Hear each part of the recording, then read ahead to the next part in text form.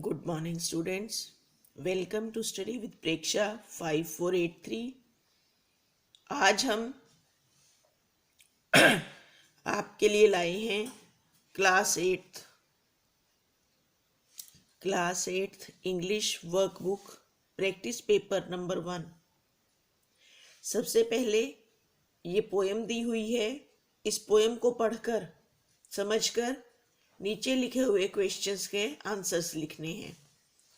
तो पोएम है the secret of success. Behind every successful man, there are a lot of unsuccessful years. Don't laugh at one who has taken a step backwards.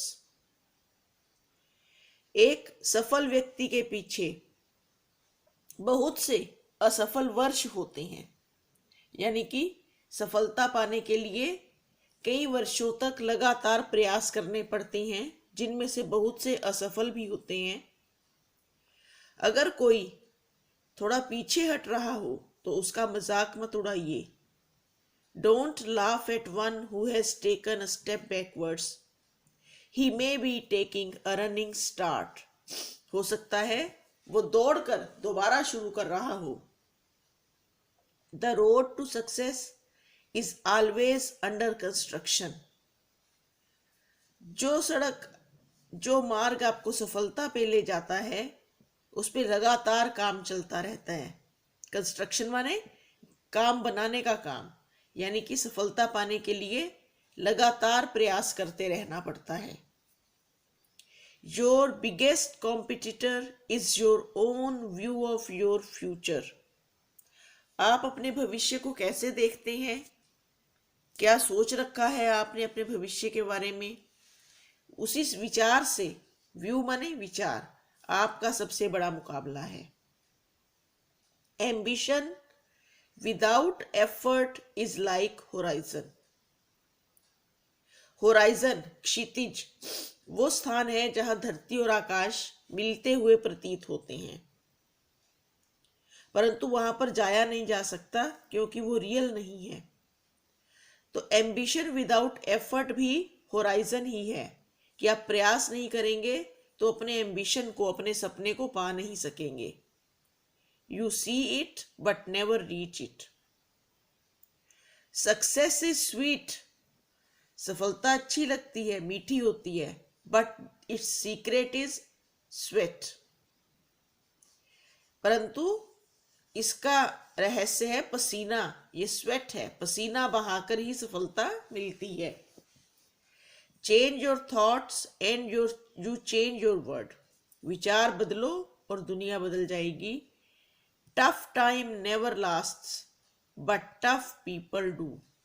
बुरा वक्त कभी हमेशा नहीं रहता, लेकिन जो टफ लोग हैं, जो मजबूत लोग हैं, वो हर बुरे वक्त को झेल कर सफल हो जाते हैं। Complete the following sentence. The journey of a successful person is full of difficulties. We should not laugh at a person who has stepped a little behind because he may be taking a running start. He may be taking a running start. Who is your biggest competitor in life? Our own view of our future is our biggest competitor. Why is ambition without effort considered like the horizon? Because we can then only see it but never reach it. What do you understand by the following line? Tough time never lasts but tough people do. Difficult days are over sometimes, कि बुरा वक्त तो गुजर जाएगा, but strong people come out winners. They can endure bad times, कि जो मेहनती लोग हैं, मजबूत लोग हैं, वो बुरे वक्त में से विजेता बनकर उभर कर आते हैं। Next, working with language. ये क्रॉसवर्ड भरना है हमें नीचे। ये अक्रॉस, जो ये क्लूज हैं इनके हिसाब से ऐसे वाले शब्द भरने हैं, और जो ये डाउन है उससे नीचे। जैसे पहला 1 नंबर पे हमें देखिए, the Ganga is the holiest. Ganga क्या है हमें पता है, शुरू में भी आर है, लास्ट में भी आर है, तो गंगा नदी है, रिवर, और हमें बीच के लेटर्स भरने हैं। ऐसे ही सेकंड, जहां पानी रखा जा सके, रिजर्वॉयर, तालाब, बड़ा सा जल भंडार जो बनाते हैं। Rhymes with dream, stream. Niagara is not the highest falls, waterfall. तीसरे नंबर पर dam, built across a river, नदी पर क्या बनता है, dam. Ocean, fountain, well, lagoon, geyser.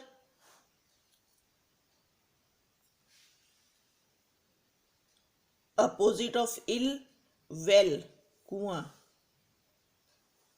Kolleru और पुलिकट झीलें हैं, लेक। शोर करने वाला झरना, Brooke.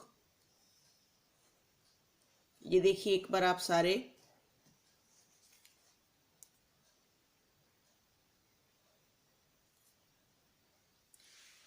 Read the descriptions in column A. Now go to the word square below and try to find words that match the descriptions. Description का अर्थ है वर्णन। जो यहाँ लिखा हुआ है उन सभी को पढ़िए और उनको नीचे यहाँ से ढूंढ करके ऊपर लिखना है। ये सभी माता पिता की क्वालिटीज हैं।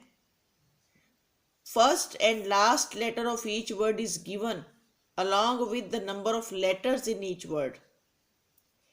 कितने लेटर आएंगे वो लिखा हुआ है और फर्स्ट और लास्ट लेटर दिया हुआ है, उसके हिसाब से नीचे से छांटना है।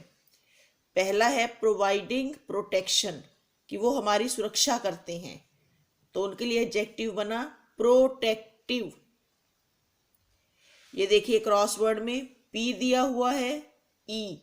हमने यहां से देखना है कि पी और ई दिया हुआ है तो बीच के लेटर्स यहां से उठाने हैं।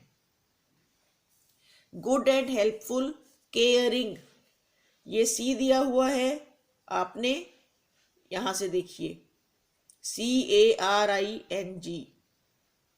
ऐसे ही तीसरे नंबर पे warm, very gentle, tender, quiet, not troubled, calm, powerful and healthy, strong, understanding and friendly, kind, helping someone who is unhappy, comforting, feeling strong affection, loving, facing difficulty without complaining, patient। ये यहां से आप देखकर mark कर सकते हैं। Grammar exercise में part A में हमें करेक्ट वर्ड्स, फ्रेसेस टिक करने हैं। I am going to take you to a beautiful place. It's an old ruined castle. It has stood here for 80 years. It has twin towers about 120 feet tall. Last year, the government planned to tear it down. The community leaders came together and saved it from being leveled to the ground. I have come here since my childhood to watch the sunset. I have spent so many happy hours here that I would have hated to see it destroyed. I don't know whose idea it was to pull it down. We should leave now. At what time did they say the bus would arrive? Next exercise में prepositions लगानी है। She wore a dress of fine cotton.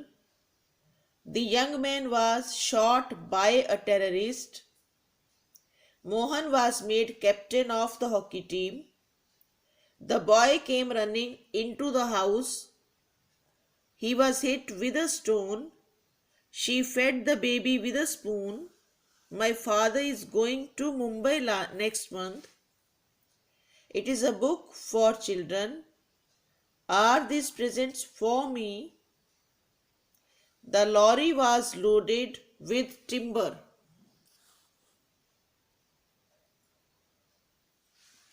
C exercise में हमें correct form of verbs भरनी है। I have been washing clothes since 5 in the morning। ये present perfect continuous tense है जिसमें समय दिया हुआ होता है। He has not yet started writing the letters.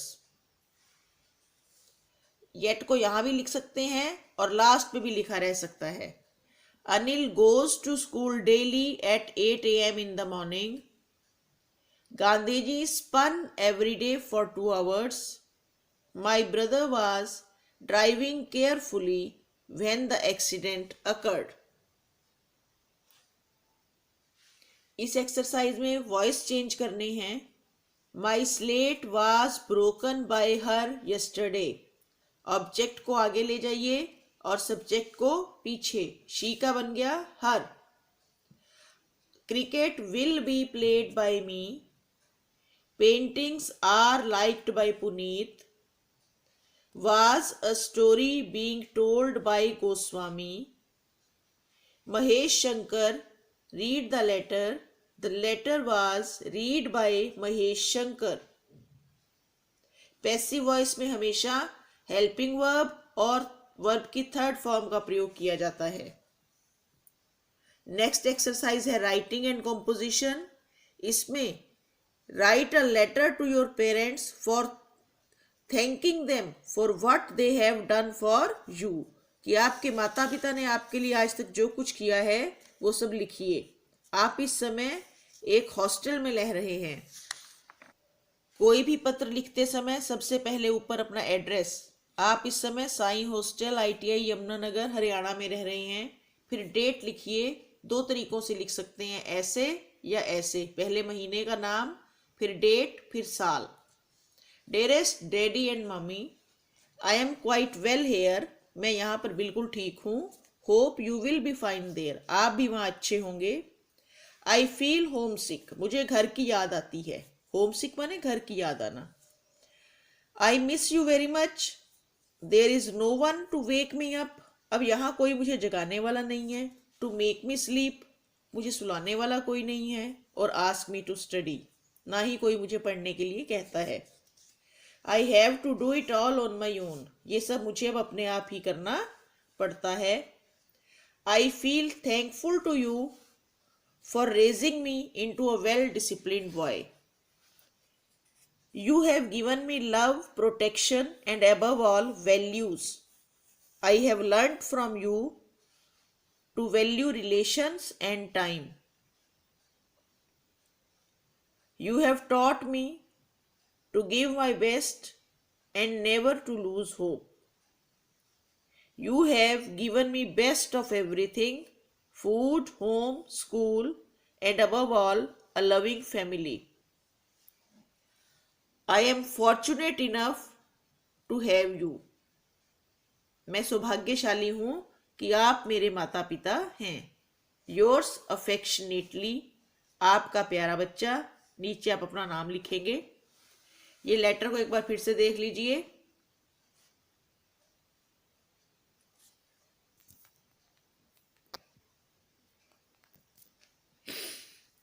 ये वीडियो यहाँ खत्म होता है। देखते रहिए study with Preksha 5483। Thank you.